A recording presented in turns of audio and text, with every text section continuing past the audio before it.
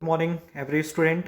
Once again, we are coming to introduce a new type of the question which are related to the different case studies with the different chapter from the different chapter.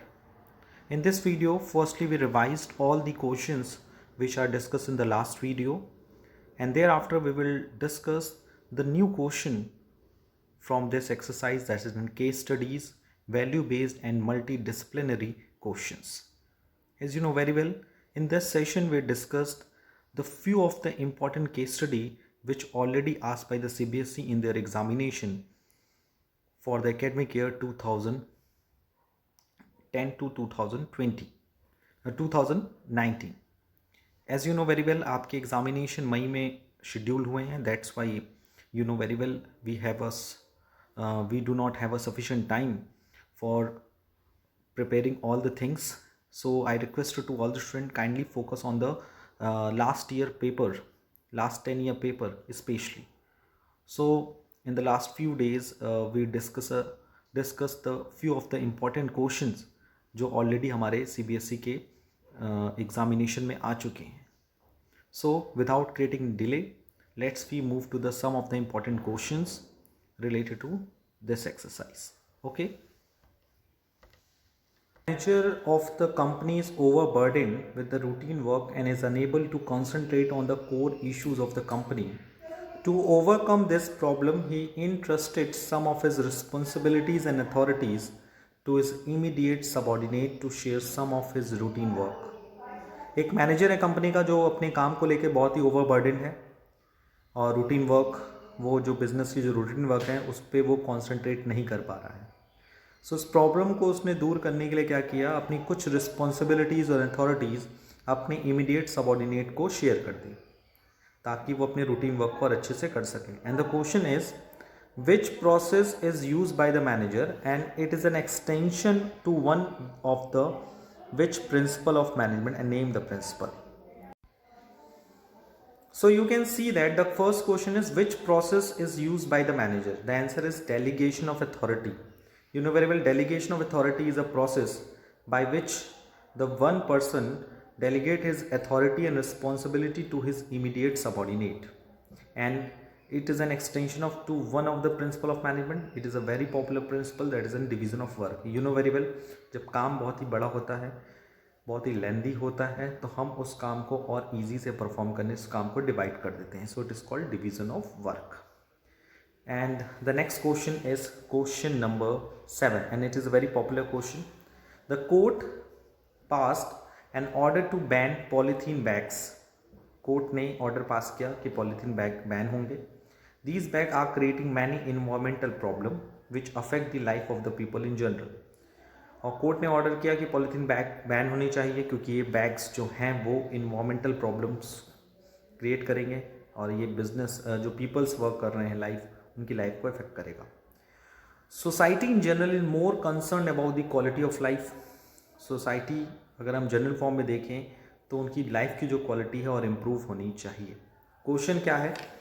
Question is identify the dimension of different dimension of business environment by quoting this line from the above particulars and also state any two values communicated to the society. आपको business environment का dimension identify करना है, line coat करनी है और also जो two values हैं उन्हें सोसाइटी को कम्युनिकेट करनी है. And the answer is court passed an order. Court ने ऑर्डर पास किया, सिंपल सा पहली लाइन से दिख रहा है, तो ये एक लीगल इन्वायरमेंट हो गया. और सेकंड, अगर हम बात करें यहाँ पे कि यहाँ पे क्वालिटी ऑफ लाइफ की बात हुई है, लाइफ की क्वालिटी की बात हुई, यानी ये सोशल इन्वायरमेंट की बात हो रही है. तो यहाँ पे दो इन्वायरमेंट सबसे ज़्यादा इंपॉर्टेंट है, एक लीगल और एक सोशल. लीगल बिकॉज कोर्ट ने ऑर्डर पास किया, एंड सोशल इन्वायरमेंट बिकॉज यहाँ लाइफ क्वालिटी की बात हो रही, क्वालिटी ऑफ लाइफ की बात हो रही. एंड वैल्यूज़ की अगर हम बात करें, sensitivity towards the environment, fulfilling responsibility towards nation. Next is question number 8. Question number 8 is Minda Motors. Minda Motors automobile companies is producing 3 different types of vehicles: car, two-wheelers and three-wheelers. यानी कि जो Minda Motors companies हैं वो 3 तरह के different vehicles manufacture या produce करता है: car, two wheeler and three wheeler. All the activities of the company की जितनी भी एक्टिविटीज़ हैं परचेज हो, प्रोडक्शन हो, मार्केटिंग हो, respect to each type of vehicle are under one common department. ये सारी एक्टिविटीज़ एक व्हीकल के थ्रू क्या किया जाता है, परफॉर्म किया जाता है। Due to this the company is enable to achieve overall, और इस कारण क्या हुआ कि वो अपने ओवरऑल ऑब्जेक्टिव को अचीव नहीं कर पा रहे हैं। आपको ये बताना है which management principle is not observe by Minda motors. कौन सा मैनेजमेंट प्रिंसिपल यहाँ पे ऑब्जर्व नहीं किया गया। देखिए यहाँ पे क्लियर कर रहा है कि 3 तरह के व्हीकल्स यहाँ पे मैन्युफैक्चर हो रहे हैं, कार, 2 व्हीलर एंड 3 व्हीलर, और सारी एक्टिविटीज़ जो है कंपनीज़ की, चाहे वो परचेज हो, चाहे वो प्रोडक्शन हो, चाहे वो मार्केटिंग हो, respect to each type of vehicle, हर तरह के जो व्हीकल्स हैं वो सब एक कॉमन डिपार्टमेंट ही डिस्कस कर रहा है, डील कर रहा है। तो यहाँ पर आप देख रहे हो डायरेक्शन की कमी है, क्योंकि एक तरह से हम बात करें कि सबके लिए कॉमन डिपार्टमेंट है, तो कौन सा मैनेजमेंट प्रिंसिपल यहाँ पे फॉलो अप नहीं हो रहा है। The right answer is unity of direction, because सबकी डायरेक्शन में यूनिटी होनी चाहिए। लेकिन यहाँ पर जो कॉमन डिपार्टमेंट बन रहा है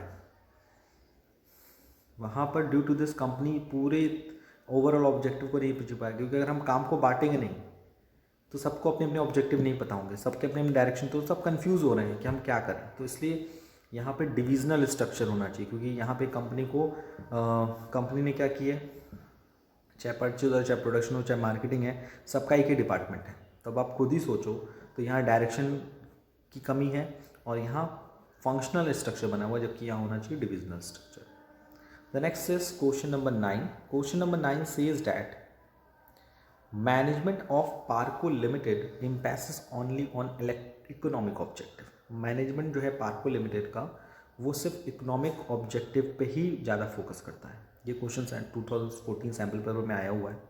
identify and explain the objective which are being ignored.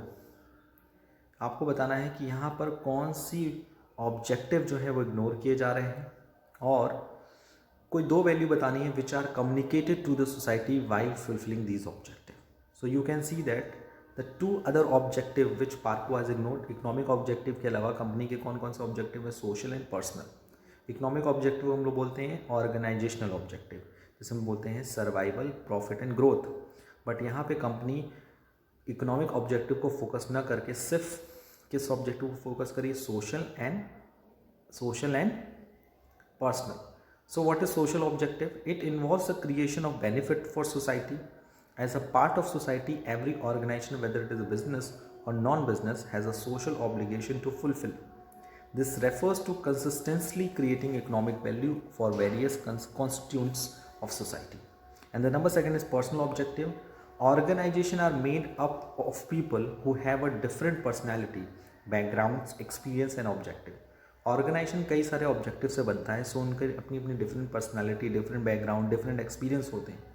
They all become part of the organization to satisfy diversified needs. These vary from financial needs such as competitive salaries, perks, and social needs such as peer recognition and higher levels needs such as personal growth and development. So social needs जो होती हैं वो basically किस बात पे focus करती हैं? It focus on the society. So the second objective is a personal objective, and you can see that what is the meaning of personal objective. The organization are made up of people who are different personality, background, experience and objectives. They all become part of the organization to satisfy diverse needs. These vary from financial needs such as competitive salaries and perks, social needs such as peer recognition and higher level needs such as personal growth and development.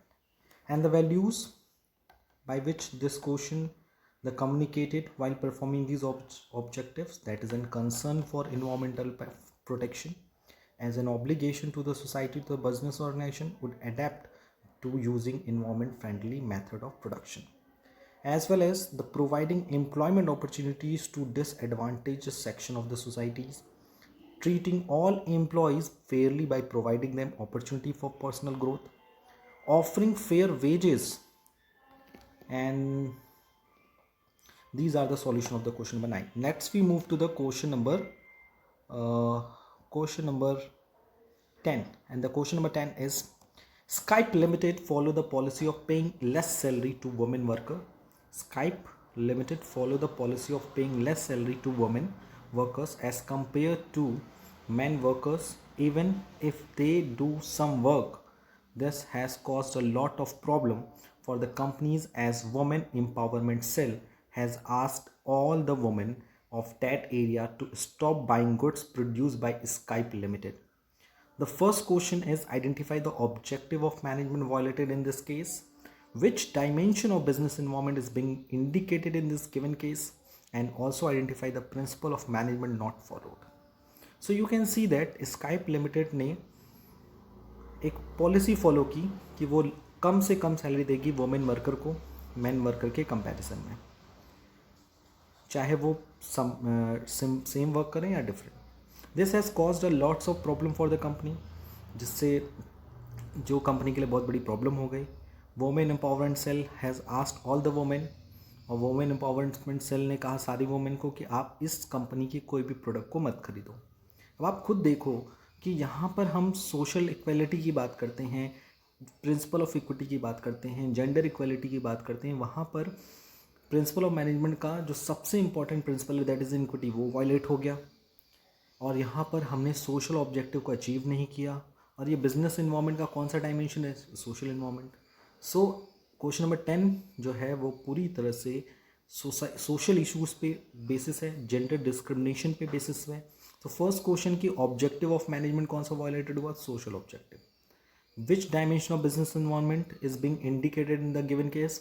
That is in social environment. And identify the principle of management not followed. कौन सा principle of management follow नहीं हुआ उसको भी identify करना है, that is an equity.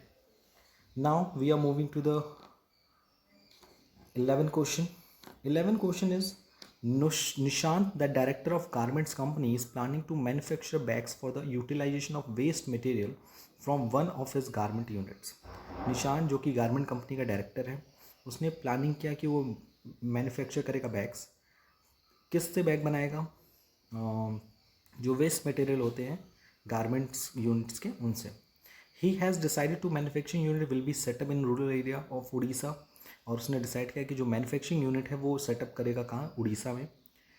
Who where people have few job opportunities and labour is available at very few rates. जहाँ पर लोगों को जॉब अपॉर्चुनिटी क्रिएट होगी और लेबर भी काफ़ी कम वैल्यू पे अवेलेबल होगा.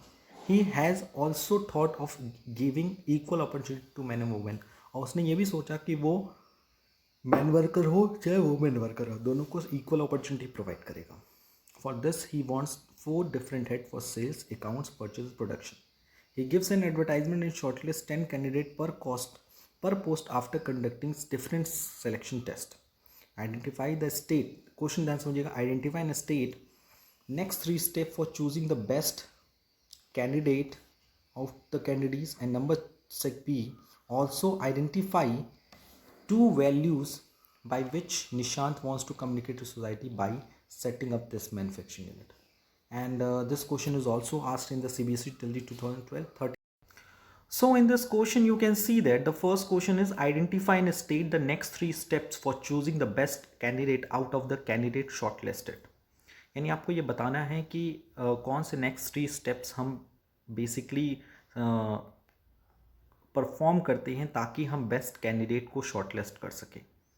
As well as we also identify the 2 values which Nishant wants to communicate to the society, जो निशांत कम्युनिकेट करना चाहता है सोसाइटी को मैन्युफैक्चरिंग यूनिट सेटिंग करने के लिए. So the first answer is the next 3 steps for choosing the best alternative, best candidate. ये as you know very well, जब भी हम कोई स्टाफिंग प्रोसेस परफॉर्म करते हैं और उस पर जब सिलेक्शन टेस्ट की बात आती है तो फर्स्ट ऑफ ऑल हम प्रीलिमिनरी स्क्रीनिंग करते हैं, सिलेक्शन टेस्ट करते हैं, एंड सिलेक्शन टेस्ट के बाद after we take the interview of the candidate. So the first next 3 steps में first step आएगा, that is an employment interview. All those applicants who qualify the test are called an interview. Interview is a formal face-to-face oral conversation between the employer and applicant. Interview help in knowing more about the qualification, experience and personality characteristics of the applicant. The number 2 is reference and background checks. A candidate is generally required to give name and address of some references in an application form. References can be of previous employers, known persons, teachers, university, professions. So you know very well, basically जब हम employment interview लेते हैं, employment after selection test के बाद जो candidate उसमें पास होते हैं उसके बाद उनका इंटरव्यू कंडक्ट कराते हैं. Interview generally face to face होता है ताकि एप्लीकेंट और एम्प्लॉय दोनों एक दूसरे से ओरल कन्वर्सेशन कर सकें, उनके क्वालिफिकेशन के बारे में, उनके एक्सपीरियंस के बारे में, उनकी पर्सनैलिटी के बारे में जान सकें। And as well as we check the references and background. एक कैंडिडेट के लिए सबसे इम्पॉर्टेंट होता है कि वो बेसिकली जो भी इंफॉर्मेशन कैंडिडेट ने अपनी फॉर्म में भरी है उसका रेफरेंस और बैकग्राउंड होना ज़रूरी है। मीन्स कोई ऐसा पर्सन जो उसके बैकग्राउंड और उसके रेफरेंसेस के बारे में जानता हो, it is very important. Okay, the third one is a selection decision. The candidate who cross all the hurdles are include in the finalist, you know very well. After passing the selection test, after giving the best interview in the employment in the between the employer and employee, and after passing in the references and background checks committee, यानी जो committee होती है वो references and background को check करती है randomly कि कोई ऐसा एप्लीकेंट तो नहीं है जिसका जो बैकग्राउंड है या रेफरेंसेस है वो गलत है, या उसने जो इन्फॉर्मेशन हमें कन्वे की है वो इन्फॉर्मेशन करेक्ट नहीं है। सो सिचुएशन में हम बेसिकली क्या करते हैं, उस रेफरेंस एंड बैकग्राउंड को चेक करते हैं। तो यानी after passing the selection test, after qualifying in the interview employment interview, after clearing the references and background checks, हम कैंडिडेट को क्या कर देते हैं, सेलेक्ट करते हैं।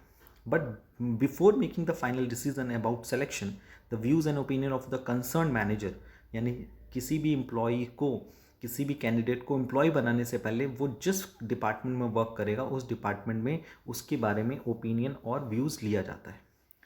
अगर हम वैल्यूज़ की बात करें तो वैल्यूज़ है जैसे providing good opportunities in the rural area, gender equality की बात हो रही है। Okay, so now we are moving to the question number 12. What is the question number 12? Listen carefully. The general manager of a company retains complete authority over all the activities of the business. He completes the subordinates to follow his order under threats of the penalties, and subordinate have become yes men.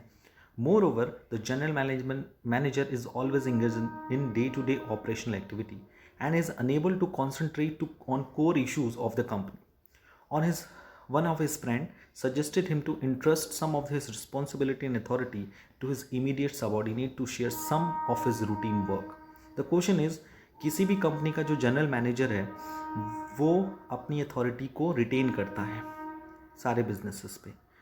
He complete the subordinate to follow his order, और compels यानी वो अपने subordinate को compel करता है, compulsory करता है कि वो सारे ऑर्डर्स को माने, एज वेल एज एक तरह से वो यस मैन बन जाए, यानी कभी भी वो नो ना कहे। जनरल मैनेजमेंट भी हमेशा इंगेज रहता है day to day operational activity में, और वो अपने कोर कंपनी के जो मेन इश्यूज़ हैं उस पर कॉन्सेंट्रेट नहीं कर पाता। One of his friend suggested, उसमें से कुछ फ्रेंड ने उसको सजेस्ट किया कि आप अपनी रिस्पॉन्सिबिलिटी क्या कर दो, अथॉरिटी अपने सबऑर्डिनेट को शेयर कर दो, क्योंकि आपके ऊपर इतना खुद ही बर्डन है। सो ये क्वेश्चन बेसिकली इस बात पे दिखाता है कि जो ऑटोक्रेटिक मैनेजमेंट है वो कहीं ना कहीं गलत है। ठीक है, सो द क्वेश्चन क्या है इस पैराग्राफ से related? The first question is identify the management principle violated by the general manager, यानी जनरल मैनेजर का कौन सा मैनेजमेंट प्रिंसिपल है जो वायलेटेड हो रहा है। Second, identify the style of leadership followed by the general manager, और इसमें जनरल मैनेजमेंट ने कौन सा लीडरशिप स्टाइल अडॉप्ट किया है, और which process has been suggested by his friend to be used by the manager, और उसके मैनेजर ने कौन सा स्टाइल कहा है, कौन सा ऐसा प्रोसेस बोला है कि आप ये अडॉप्ट करो ताकि आपके बिजनेस के लिए फ़ायदा होगा। So the first answer is, यहाँ पे कौन सा प्रिंसिपल वायलेट हो रहा है? Centralisation and decentralisation. यहाँ बेसिकली जो ओनर है, मैनेजिंग डायरेक्टर है, वो फॉलो कर रहा है कंप्लीट सेंट्रलाइजेशन, जो पॉसिबल नहीं होता। कोई भी ऑर्गेनाइजेशन ना कंप्लीट सेंट्रलाइज्ड होता है ना कंप्लीटली डिसेंट्रलाइज होता है। कुछ जो एरिया होते हैं, कुछ बिजनेस के इसके स्कोप्स होते हैं जिनको हम सेंट्रलाइज रखते हैं और कुछ को डिसेंट्रलाइज रखते हैं। एज वेल एज कौन सा लीडरशिप स्टाइल यहाँ फॉलो हो रहा है? In this situation the authoritative style of leadership follow हो रहा है, यानी ऑटोक्रेटिक लीडरशिप स्टाइल है, जहाँ पर जनरल मैनेजमेंट सारे अथॉरिटी अपने पास रखता है, सारे डिसीजन खुद लेता है।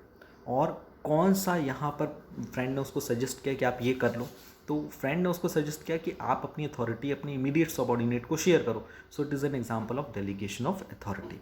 Okay, so this is a solution of the question number 12. Let's we move to the question number 13. Question number 13 is Ajay was appointed a marketing head of Alpha Enterprises. ये question 2013 में आ चुका है। Alpha Enterprises manufacturer of toothpaste and toothbrush. His target sale was 2000 unit a month. Apart from thinking about the various channel of distribution to achieve the target, he himself started visiting school in backward areas. He found that even after taking various steps in counseling, some school children had not started brushing their teeth. He investigated and found that they could not afford to buy toothpaste and toothpaste. So with due permission, he started donating 200 toothbrushes and toothpaste every month to the school. Question में clearly लिखा है एक story wise कि अजय ने marketing head appoint हुए, उन्होंने toothpaste और toothbrush बनाना start किया. उनका टारगेट था कि वो 2000 यूनिट मंथ में प्रोड्यूस करें या सेल करें. और इसके अलावा चैनल ऑफ डिस्ट्रीब्यूशन के बारे में सोचा. उन्होंने अपना टारगेट किया कि वो स्कूल में जा के लोगों को चीज़ों को भेजेंगे, बेचेंगे, और बैकवर्ड एरियाज़ में स्पेशली उन्होंने फाइंड आउट किया. और उन्होंने बहुत सारी जगहों पे काउंसलिंग की तो पता चला कुछ बच्चे तो ब्रश करके ही नहीं आते क्योंकि उनके पास टूथपेस्ट और टूथब्रश खरीदने के लिए पैसा ही नहीं है. तो उसने ये प्रॉब्लम देखते हुए 200 टूथब्रश एंड टूथपेस्ट को डोनेट करना स्टार्ट कर दिया स्कूल को. तो एक तरह से देखिए उसने अपनी जब एम बनाया कि उसे मैक्सिमम सेल करना है इन द बैकवर्ड एरियाज़, तो उसे ये भी रियलाइज़ हुआ कि वहाँ लोगों के पास पढ़ने के लिए पैसा नहीं है, खाने के लिए पैसा नहीं है, तो वो टूथब्रश क्या करेंगे. सो बेसिक नीड वहाँ लोगों की फुलफिल नहीं हो रही. अब यहाँ क्वेश्चन में सिंपल से पूछा है, identify the channel of distribution Ajay would adopt for distribution of toothpaste. क्या यहाँ डायरेक्ट सेलिंग हो रही थी? नहीं, उसने इनडायरेक्ट चैनल को यूज़ किया. ठीक है. And toothpaste and justify it by giving reason. क्यों? देखिए इसमें सीधे सीधे आंसर लिखा हुआ है, Ajay should adopt, Ajay would adopt लिखा है, यानी अडॉप्ट को अडॉप्ट करना चाहिए क्योंकि वो स्कूल में पहुंचाना चाहता है. तो स्कूल के लिए आप डायरेक्ट सेल नहीं कर सकते. तो Ajay should adopt indirect channel of distribution through distributor, wholesaler and retailer as he is distributing consumer goods. Number second is state any two values which Ajay wants to communicate to his society. और ये भी बताना है कि इस पूरे paragraph में अजय कौन सी वैल्यूज जो है लोग कम्युनिकेट करना चाहते हैं सोसाइटी को. तो अकॉर्डिंग टू मी जो वैल्यूज़ अजय कम्युनिकेट करना चाहते हैं सोसाइटी को वह है चैरिटी, सेंसिटिविटी, हाइजीन, हेल्थ को लेकर. So you can see that Ajay एक तरह से चैरिटी भी कर रहे हैं ताकि जो गरीब इकोनॉमिक वीकर सेक्शन है, स्टूडेंट्स हैं, उनको क्या मिल सके, हेल्प मिल जाए. Number second, sensitivity towards health and hygiene. और वो सेंसिटिव है किस मैटर को लेकर? चिल्ड्रंस की हेल्थ को लेकर, उनकी सफाई को लेकर, as he want to spread the health awareness. Next we move to the question number 14, and the question number 14 is, a toy manufacturing company uses low quality plastic and harmful colors to cut down its cost of production. एक toy manufacturing company है जो low quality के plastic use करती है and harmful colours to cut down its cost of production. और वो low quality की plastic use करती है और उसमें हार्मफुल कलर भी होता है ताकि उसका कॉस्ट ऑफ प्रोडक्शन कम हो. It has adversely affect the health of children. और कहीं ना कहीं वो चिल्ड्रन की हेल्थ को इफेक्ट करता है. Do you think company is justified in its method of cost cutting? क्या आप सेटिस्फाइड हैं कि कंपनी ने अपने जो कॉस्ट रिड्यूस किया है, जो उसने अपने प्रोडक्ट की कॉस्ट रिड्यूस की है, वो सही है? तो अगर आप मोरल इश्यूज़ पे कहेंगे कि नो, और वही आंसर भी है. No, company is not justified. Company's cost cutting policy is putting adverse effect on the health of the children. कोई भी, ये लॉ में लिखा हुआ है, कोई भी कंपनी अगर अपनी किसी प्रोडक्ट का कॉस्ट डाउन करती है तो वो कॉस्ट रिडक्शन होना चाहिए. मीन्स वो कॉस्ट पे कंट्रोल होना चाहिए. आप ऐसा नहीं कि चीप क्वालिटी के प्रोडक्ट, चीप क्वालिटी के रॉ मटेरियल यूज़ करके प्रोडक्शन करें और जो इन्वायरमेंट को क्या करें, इफ़ेक्ट डालें, किसी की हेल्थ को इफ़ेक्ट करें, किसी की लाइफ के लिए वो डेंजर क्रिएट हो. So that's why it is a very important to company left out such kind of the cost cutting policy.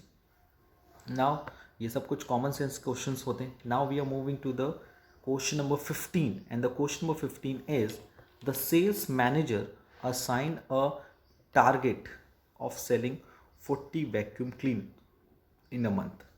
Sales manager ने असाइन किया कि वो 40 वैक्यूम क्लीनर एक मंथ में क्या करेंगे, एक मंथ में प्रोड्यूस करेंगे 10 सेल एग्जीक्यूटिव के साथ. They mutually decide to sell 4 vacuum cleaner each.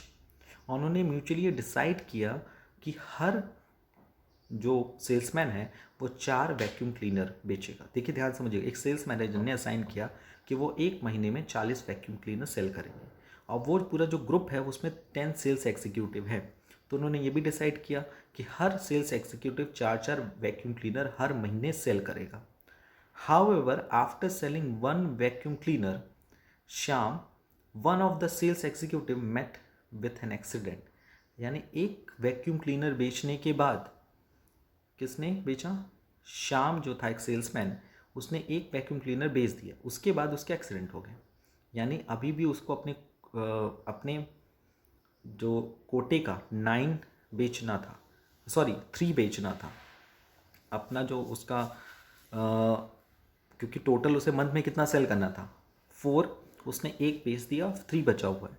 The other sales executive did not pay attention to the remaining target of the Shyam. और बाकी सेल्स एग्जीक्यूटिव ने बाकी जो 3 बचे हुए हैं, एज यू नो, बिकॉज उसने अपने टारगेट में 4 में से 1 को तो सेल कर दिया, 3 को सेल नहीं किया, बाकी लोगों ने ध्यान ही नहीं दिया। The Shyam remaining target of the Shyam and concentrated on their individual cells target, और उन्होंने सिर्फ अपने इंडिविजुअल सेल्स टारगेट पर ही फोकस किया। At the end of the month, अब आप बताइए खुद ही कॉमन सेंस से कितना वैक्यूम क्लीनर सेल हुआ होगा? 37, बिकॉज 40 में से 10 एग्जीक्यूटिव को हर को 4 वैक्यूम क्लीनर सेल करना था, जिसमें से एक वैक्यूम क्लीनर, एक सेल्स पर्सन की एक्सीडेंट हो गई जिसके कारण उसने सिर्फ एक वैक्यूम क्लीनर सेल किया। यानी अपने पार्ट का, अपने कोटे का कह सकते हो, सिर्फ 3 उसने सेल नहीं किया। तो टोटल 40 में से 3 सेल नहीं हुआ, तो 37 सेल हो गया होगा। तो लिखा है at the end of the month only 37 vacuum cleaner could be sold. सिर्फ 37 सोल्ड हो पाए। अब क्वेश्चन क्या है? क्वेश्चन ध्यान समझिएगा। Which characteristics of the management is violated in the above para? Management, you know very well, management is a pervasive everywhere, as well as management is a goal oriented. Yeah, goal oriented भी है. Management is a multi dimensional. Yes, management हर तरह काम करता है. Management at work, management at the different. Okay, so which characteristics of management is violated in the above para? The characteristics is a management is a group activity, and you know very well कि group is a person, 2 or more than 2 person who are working together, यानी 2 या 2 से अधिक लोग जब मिलकर कोई काम करते हैं तो उसे हम लोग ग्रुप कहते हैं। सो मैनेजमेंट भी एक तरह की ग्रुप एक्टिविटी है जिसमें सभी लोग मिलकर एक साथ किसी एक एम को लेकर काम करते हैं। सो इस पूरे पैराग्राफ में यू कैन सी दैट कि ग्रुप के जो पीपल हैं उन्होंने सिर्फ अपने इंडिविजुअल गोल को फोकस किया है, ऑर्गेनाइजेशन गोल को फोकस नहीं किया है। ओके, सो इस पूरे पैराग्राफ में you can see that which characteristics of management is वॉलेटेड in the para, that is N management is a group activity. Management एक ग्रुप एक्टिविटी है। सेकेंड, इसमें क्वेश्चन पूछा है identify the principle of management वॉलेटेड in the given case. इस पूरे situation में आपको बताना है कि कौन सा मैनेजमेंट ऑफ प्रिंसिपल वॉयलेटेड हुआ है। So you can see that इस पूरे पैराग्राफ में अगर आप देखो तो कुछ चीज़ें हैं ऐसी जो सबसे इम्पॉर्टेंट अफेक्टेड हुई हैं। वो कौन सी है? थोड़ा सा सोचिए और इसका रिप्लाई मुझे करिएगा, इसलिए मैंने इसका आंसर आपसे हाइड किया हुआ है। यानी पहला, इस पूरे पैराग्राफ में यू कैन सी दैट कि group management is a group activity, ये वॉयलेट हुआ है क्योंकि यहाँ group of the people work करते हैं। You know very well, group of the people जो होते हैं एक सिंगल गोल के लिए क्या होते हैं? काम करते हैं। Point number 1। नंबर 2 कि इस पूरे केस में आपको बताना है कौन सा प्रिंसिपल ऑफ मैनेजमेंट वॉयलेटेड हुआ है। ये थोड़ा सोचना पड़ेगा, ठीक है? तो उसको सोच के उसका जो आंसर है वो मुझे रिप्लाई करिएगा आप लोग। सो आज के इस पूरे वीडियोज़ में हम लोगों ने डिस्कस किया the different case studies from the different chapter, that's in planning, organising, staffing, directing and controlling, as well as we discuss the case studies from the chapter number 1 nature and significance of management, and number 2 is principle of management. Okay, so आज के video में इतना ही, and I request to all the students kindly solve the sample paper issued by the CBSE 2020, as well as please solve the important practical question which are given your at the end of the chapter. Okay, सो आज के लिए इतना ही. Thank you, thanks a lot and take care. And if you have any doubt or suggestion regarding this video, please ask me in the offline classes as well as in the WhatsApp group. Bye bye.